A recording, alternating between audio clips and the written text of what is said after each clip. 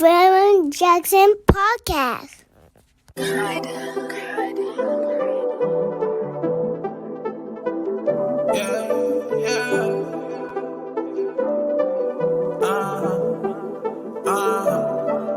I'm your soldier, baby. When you down, I pick you up on my shoulders, baby. And that's real. All she want is a real nigga to treat her just like a queen and keep it real with her, with a little bit of hood in them.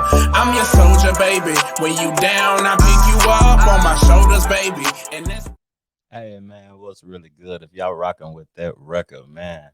Friday, Easy, 1/3 of the Jackson Boys. His album come out the Rebirth, man. I know I've been away for a while. You know what I'm saying? The podcast had been shut down for a couple of weeks or whatever, but we back. Cabernet Conversations. We back, Woody. And I know the stimulus bill just got passed. And if y'all see that scrolling at the bottom of the screen and you support the Trevor Jackson podcast, you can drop something in that Cash App so we can keep the podcast going, so we can keep the content rolling. You know what I mean? But be sure, I'm going to put a link in the description so y'all can be sure Friday, but Thursday before it turned Friday at midnight. You know what I'm saying? You got to get that Rebirth by Easy. You got to get it. And at the end of the day, this Friday night when them Jackson Boys come on, you know, you rock with us when we talk about the sports and hip hop, me, Jack, Easy. You know what I'm saying? When we come on, Easy gonna come on and he gonna talk about what inspired him to create the Rebirth. So tune in, man. Tune in 9 p.m. We come on anywhere from 9 p.m. to 11 p.m. at night, Eastern time, live on Facebook, linked, YouTube, Instagram, wherever, you know what I mean, you consume your content at, and the audio version will be out 30 minutes after we get out the podcast, mixed, master, and ready to go. So y'all getting them stimulus checks here soon. You know what I mean? The stimulus bill passed. If you know what you about to do with your stimulus check, how it's gonna help you elevate your life, you know what I'm saying? Or is it gonna help you make a move that you couldn't make prior to your stimulus check? Leave something in the comments to let me know what y'all gonna do with y'all stimulus check, man. Are y'all gonna buy a whole bunch of J's with it? Y'all gonna buy some 16s and Vogues with your stimulus check? Because I know it ain't much, really, $1,400. But one thing you can do is drop something in the Cash App, and I totally will appreciate that. But okay, with no further ado, what's in y'all glass? What's in y'all glass, man? You know it's a Cabernet conversation, and we sipping the Cabernet Sauvignon every time the Cabernet conversation is up. And this week, I didn't even know what I was getting when I went to the wine store, but I hadn't drunk wine since the last Cabernet conversation. It's been 2 weeks since I had a glass. So LaLinda, Cabernet Sauvignon 2019. That's a little early. I usually don't, you know what I'm saying, do 5 years. I do 5 years and under. Like it's 2001, so I ought to get a 2016 bottle. I really don't like these new bottles, but dude told me I wasn't gonna miss with this LaLinda. He said it's a wine of Mendoza, Argentina. Mendoza, Argentina. So I'm gonna have a little swallow of this cab and tell y'all what I think. And if you watching the pod and you pouring up, you know what I mean? Tell me what's in y'all glass. So the podcast I named it Scary Hours. Y'all know Drake just released a little 3-4 pack. I forgot how many songs was on it, but he released a 3-pack and it was titled The Scary Hours. So it's nighttime right now, and it's the Scary Hour. So I hope y'all tuning in. And on this podcast, the subjects I want to talk about, Dababy. You know what I mean? I'm in Charlotte, and Dababy is a big deal in Charlotte, North Carolina. His music is being played every song on the radio, every song he ever created, like back to back to back.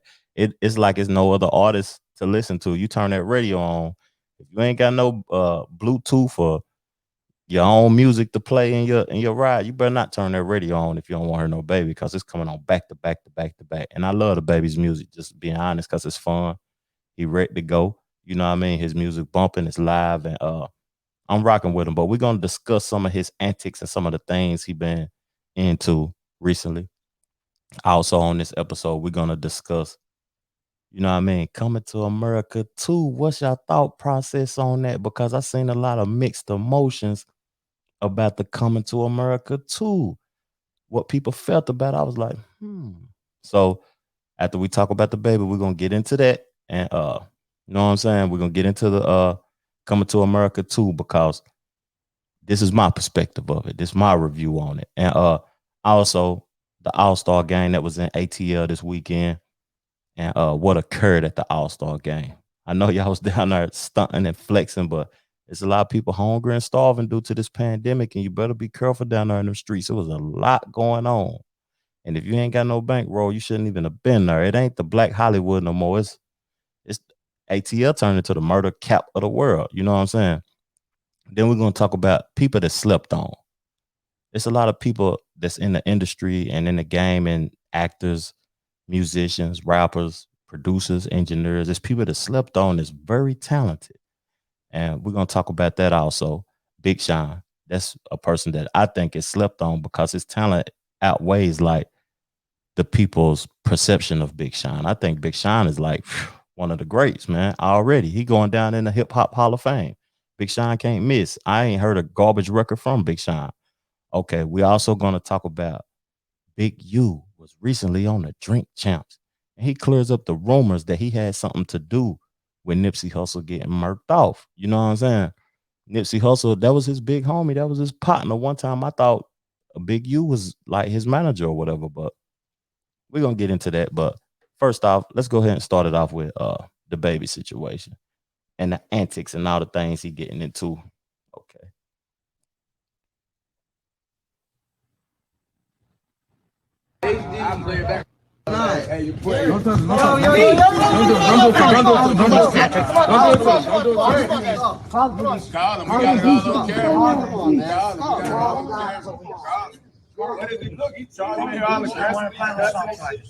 He put his hands on him. It's on camera. It's on good. It's on now. It's on a good one. I'm laying back for you, right? Look at him. He's standing walking. Okay.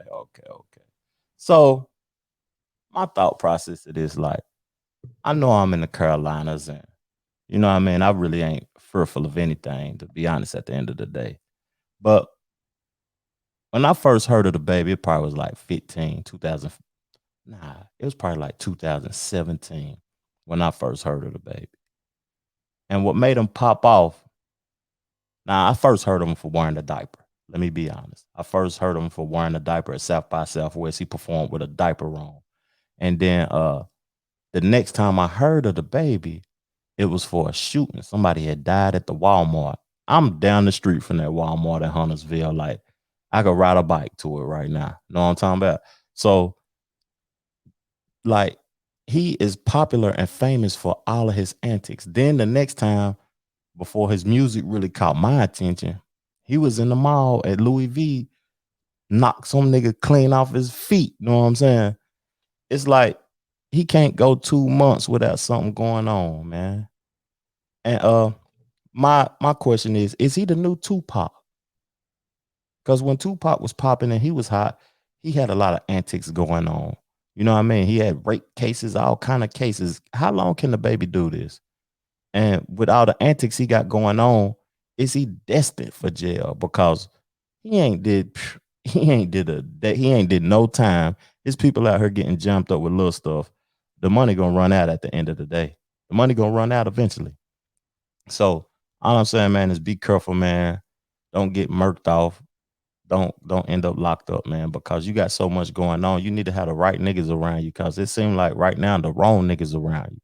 For real, man.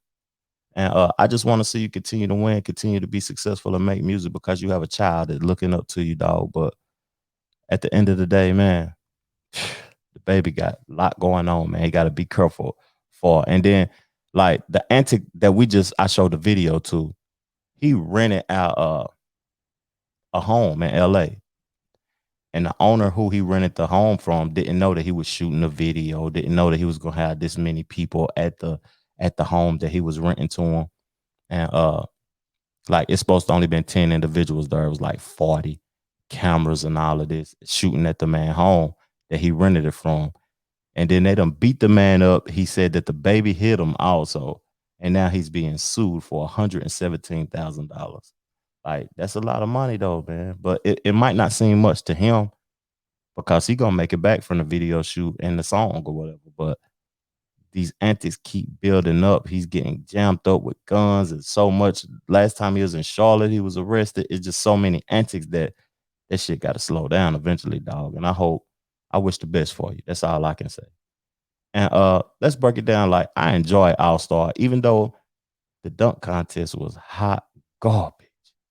The dunk contest was trash, man. But I enjoyed the All-Star game, man. At the end of the day, it seemed like it was the Steph Curry show. It was the Steph Curry show. LeBron and Steph, it was good to see them together. And then what I really noticed is that when KD and Brown was picking their teams, right, it seemed like it's some sort of tension in the NBA because KD hurry up and pick Kyrie first. He picked them first. But KD won championships with Steph. You know what I mean? I understand why he picked him first, because that's his teammate or whatever, and that's his boy, that's his partner, but he won championships with Steph, and the way Steph was performing that weekend, it looked to me as if he took it personal. So that's why he was showing out, my opinion. And him and Brown look good together. They look good together. Him, Brown, Dame Lillard, boy, they were shooting them threes like they were shooting layups at the end of the day. So, but at the All-Star game, it was a lot of violence going on. Real spill. People getting their cars broken into, people getting murked off on the highway. There was a lot of violence going on. What's going on in ATL? So let's pull up the little stream or whatever and see what's going on in ATL, man. For real talk. Now, these shootings are just part of a string of violence we've seen in the city this weekend, and we're learning more about one of the shootings we told you about yesterday outside of a Midtown club. Officers were called out to the parking lot of Bulldogs on Peachtree Street and 7th. Police say someone from a booting company noticed some men trying to break into a car. An Atlanta police spokesperson said when that employee confronted the group, he was shot several times. The men got away in a silver sedan. The victim was taken to the hospital. Some city officials worried All-Star Weekend would bring about a spike in crime and possible COVID cases. So far, the crime, at least this weekend, proved a lot of their fears were correct. We'll have to wait a few weeks to see the effects on COVID numbers. But Naima Abdullahi takes a look at how Atlanta came to be a popular destination for partygoers despite the pandemic.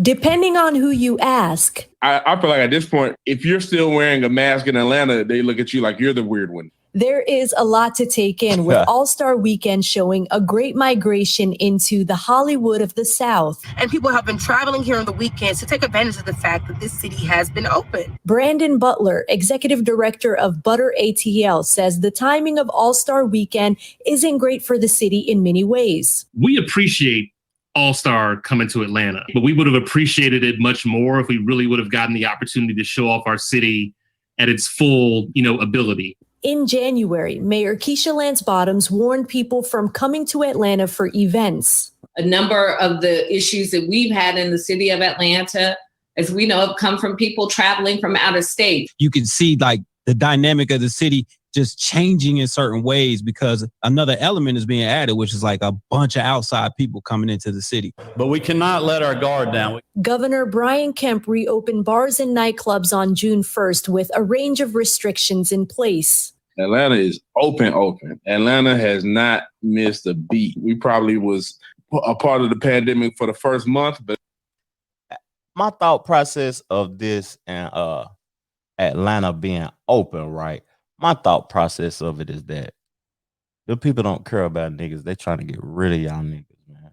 Y'all niggas down there with money, power, doing whatever y'all want to do.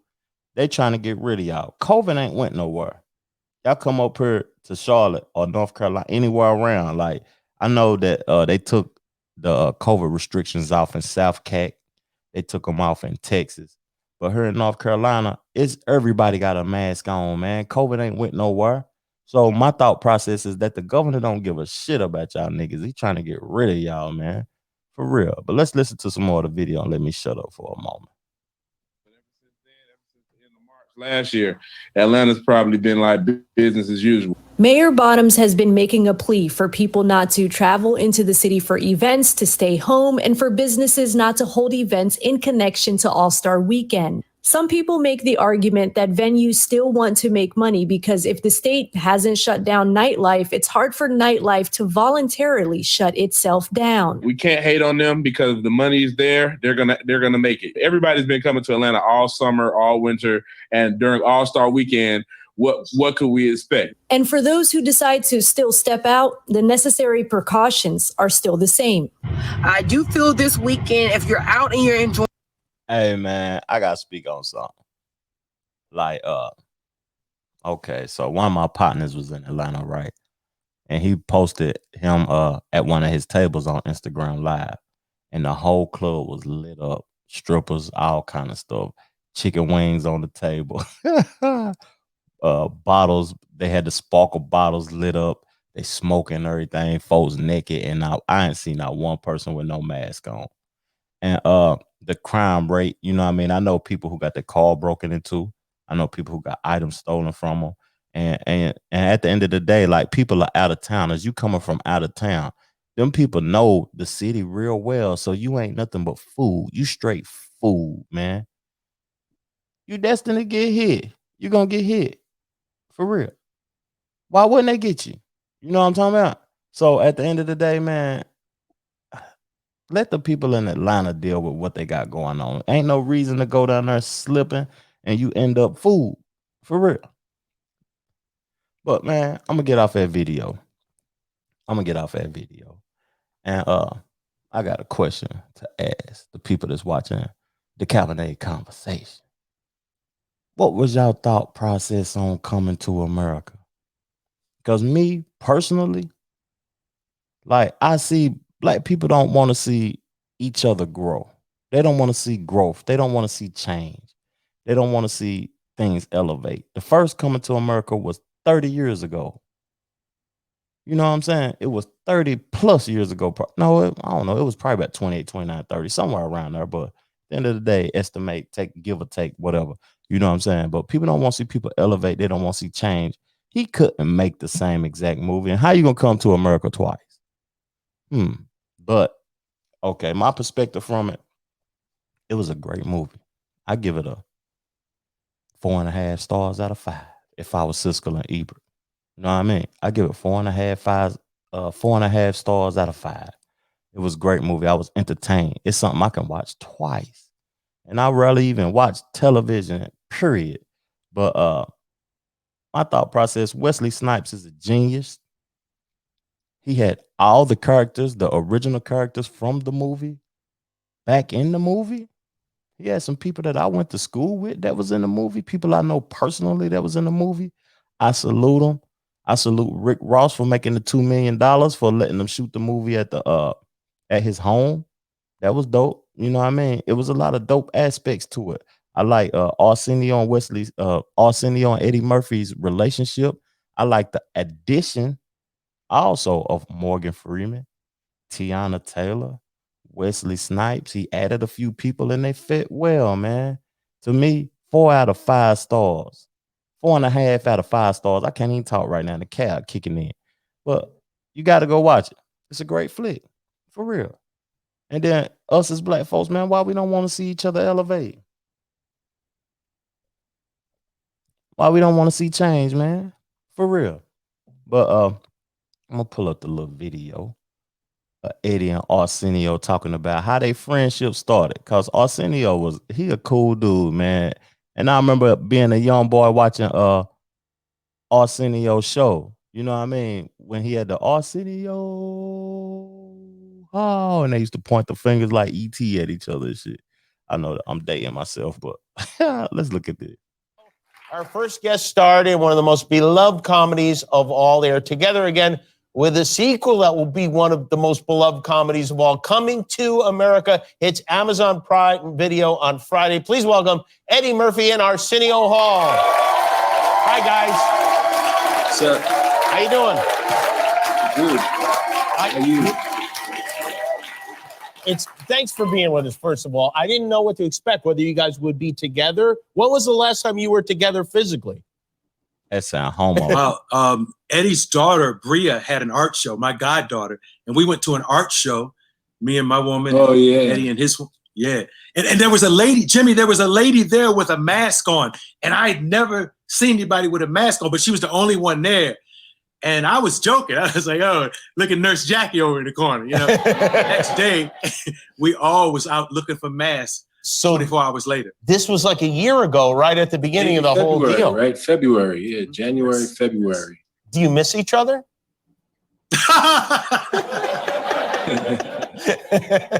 You guys, you know, I was looking at a bunch of video and I found a video of you guys being interviewed for the first movie. It was before the movie came out. This was in 1988. And I want to just show a little clip of that. That's the first time I saw him. That's not the first time I met him. Ever since then, we've been doing this at clubs all over the country. And we'll be coming to a city near you real soon. And here we are. So many years later, you're still pals. You know, when is it? 1988. It's crazy. 1988. You know, Arsenio, I told Eddie this story, but you were, it was just Eddie on the show last time. When, do you remember there was a party after Dolomite and at Eddie's house? And I got invited to your house. And my wife and I were the first ones to arrive, which was embarrassing. But we walk in the door and you guys are sitting on the couch watching YouTube videos. And I blurted out, oh my God, this is what I imagined it would be like, something to that effect. And then you guys were watching. Do you remember what you were watching? Oh yeah, Eddie, you know, the bass player. Mono Neon. A guy named Mono Neon, who for those who don't know, and most people probably don't, is a unbelievably talented bass player who, like, among other things, plays. But he's not just a bass player. He's like this. He's a bass player, and he's Basquiat and Skittles. Yeah, he's unbelievable. But I'm reading this interview with the two of you.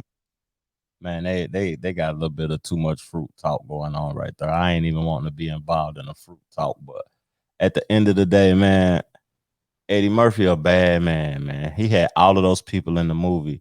And then my thought process of Eddie's greatness is that the addition of Wesley Snipes, that's what, like at the top of the pod, I said I want to talk about people that's underrated. Eddie Snipes, woo, Wesley Snipes is a hell of an actor. Like, you can't name nothing that he played in that he did bad in. To me, Wesley Snipes is just as good of an actor as Eddie Murphy. But when you add Morgan Freeman, Tiana Taylor played phenomenal in the movie with her dance moves, and Wesley Snipes. Eddie Murphy, we forget that because we don't see Eddie Murphy movies that often. We forget that he can be 10 characters at one time in the movie and all 10 of them be great. And then you add other greats to it. And then I don't know how people can say that this is like, you know what I mean, a bad movie. But moving on in the pod, I'm going to move on from that. I was talking about Slept On. Bigsean, you know what I mean, as an artist. Wesley Snipes as an actor. You know what I mean? Before I get into the Big U clearing up the rumors of him being associated in the Nipsey Hussle death, I want to play the Bigsean video featuring Nipsey Hussle, Deep Reverence, and we're going to break down a few of the bars. You know what I mean? I forgot who rapped first, but I hope it's Bigsean. And we're going to break down a few of the bars, like, you can't sleep on Bigsean. And Nipsey, the people who are featuring Nipsey on records right now, they're doing a real good job because he got a record out on the Black Messiah soundtrack also with Jay-Z. And he got this song, got Deep Reverence, with Nipsey Hussle. And both of them are amazing records. For some reason, my opinion, when I listen to records and music is coming out so fast and we in this streaming era or whatever, like, you got access to people on Instagram, you got access to people on Twitter, you see them so much, and they got YouTube channels, and you get to see them so much that you don't appreciate them as much as you used to back in the days when you didn't see they dropped the album of a couple videos and you didn't see them for 2 years, a year or two. So you appreciated the music more when you got it. But it's like Wesley. When I seen Wesley in the Coming to America movie, I was very appreciative of him because I don't see Wesley. When I I heard Bigsean on this verse. Did this nigga, I don't know what he spit. It wasn't no 16, it wasn't no 12, it wasn't no 24, it wasn't no 36. That nigga spit for 3 minutes on the record, no hook. He came in right after Nipsey. It ain't no hook on it. He just spitting. So, like, we need to, like, black folks in the culture, we gotta quit hating, man, and start appreciating. My opinion of it, because Bigsean was spitting on that shit, man. And then people say the Detroit 2 ain't better than the Detroit 1. The Detroit 1 was then, the Detroit 2 is now. You know what I'm saying? You gotta relate to the stuff now. Like, I don't go back into the past too much. I live in the moment. I don't care about the future or whatever. I live in the moment. So I appreciate what he did now. And I know I got a little passionate about that, but I'm a hip hop artist myself, and I appreciate greatness when it's in my presence. I appreciate good creativity when it's in my presence. And man, salute to Bigsean. That's all I gotta say. So I'm gonna go on and get into, like, you know what I mean? Since we got on Nipsey or whatever, I'm gonna go on and get into, before we end the podcast off, Big U clearing up the rumors about him being involved in Nipsey murder. So a little bit about what I know. I know both of these guys are rolling 60 Crips. Big U, the OG. It was a time that Nipsey was like getting money in the music industry with Big U. You know what I mean? And I heard they had a fade. I don't know if it's true because I ain't no video or nothing out of it. But I'm assuming that they had a fade outside the marathon. You know what I mean? And Nipsey brother pulled the strap out or whatever, and there was problems. And they cleared it up, but they were saying it was cool. At the end of the day, he was in the niggas video. What's that song? The first video to the Nipsey Hussle album that came out. But let's listen to this. We ain't got no beef. Right. Period. We never stopped talking. We didn't go 2 days with nothing. Yeah. We didn't have nothing. You understand what I'm saying? Right. All the way up until he signed a deal with Atlantic Records. Yeah, he called me and said, let's go. Celebrate. Where the fuck is the beef at? Right. He fly me to New York. Right. I'm in the fucking video. Right. I'm in his video. What is it? I ain't no rap niggas. The first song off of Victory Lap. Right. I am the nigga who promoted Victory Lap on my Instagram, Twitter, Facebook. Right. All these weirdos who told me who became Nipsey fans, they weren't promoting this shit. Right. I'm the one promoting that. Right. I went and did 5 days in the studio recording for the mixtape that was going to come out after that. Let's go. You don't hear me though. So where are these rumors coming from? Wow. It's just niggas using his name and his death to make some money. Wow. And then the rest of the ignorant people falling off of that. You know what I mean? How you gonna have that and you got a man in jail, but still we're in. Then it's it was a conspiracy. What the fuck is a conspiracy? Yeah. They clearly had a conversation. They clearly was beefing. They clearly grew up together. And it's a nigga I never seen before. I never met him. Really? No, I ain't never met City. You gotta remember, we at any given time, we may have 1,500 homies throughout this on the streets. Maybe be 5,000 or 6,000. Wow. But if you got 15, I don't know all these young niggas. I'm 54. Mm-hmm. I don't know with niggas that's 25, 26, 27. Mm-hmm. That ain't my squad. Right. You know what I mean? Nigga, I don't know these youngsters. Right. Like, I don't know all the youngsters in New York. I don't know all the niggas in Atlanta. But I still get they shit, though. Right. You know what I'm saying? Right. I have never met the kid. Wow. Never met him. But you know what? You put the shit at Big U table. Why don't you go put it at the table of the motherfuckers who know him? Facts. Put it at the motherfucking table with the people who ran with him. And put it at the table with the motherfuckers who got Nipsey's bag now. Put it at the table who ran the motherfuckers trying to shift the shit to somewhere else. Facts. I'll put it in my table. I ain't got no bag. Facts. I had nothing to gain. He was my nigga. Right. He came to get me. And I asked him, I said, man, listen, man, what we gonna do, man? I don't want to be back in no more bullshit. We said, man, you gonna be you, huh? You gonna do what you gonna do. We gonna go take over. And I'm like, all right, cool. My nigga came and got me. You see what I'm saying? And who gave him his only award? Living. How we beefing? That's right. Called him. I was doing an award show. Okay, so the man sounds very passionate about what he talking about.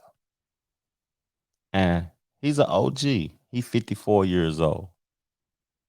If he's the leader of that set, and he said he didn't have nothing to do with it, I would have to honor that.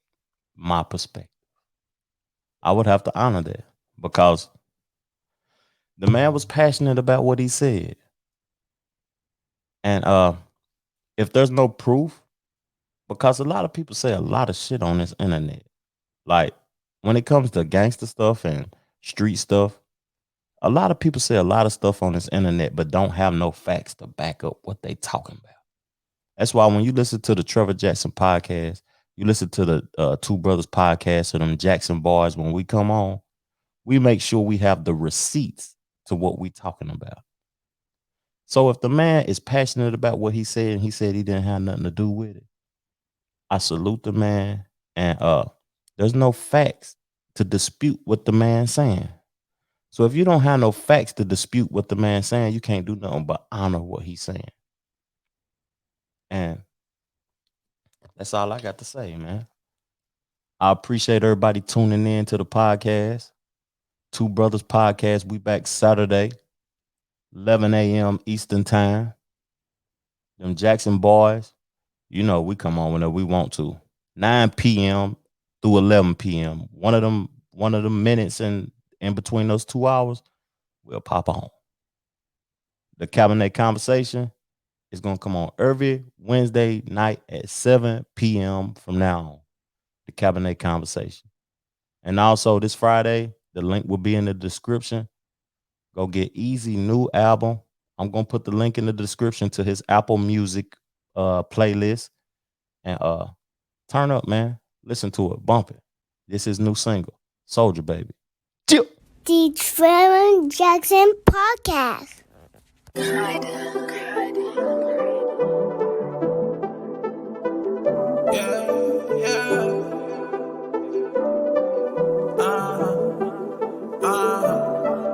I'm your soldier, baby. When you down, I pick you up on my shoulders, baby. And that's real. All she want is a real nigga to treat her just like a queen and keep it real with her, with a little bit of hood in her.